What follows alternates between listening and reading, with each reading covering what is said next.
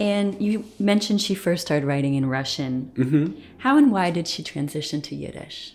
Because in New York, she wouldn't have had an audience in Russian. There just wasn't really any significant Russian Jewish writer population, or even Russian writer. And she was Jewish, so she met Yiddish speakers in New York and was, connected up with the Yiddish press.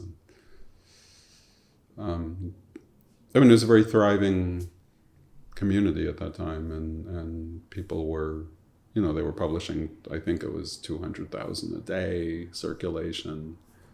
And so I think the people she met told her that, it's Yiddish or nothing.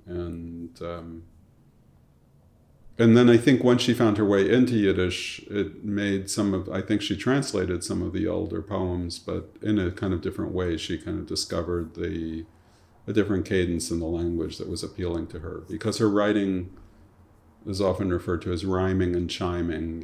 It's got this lyrical, rhythmic,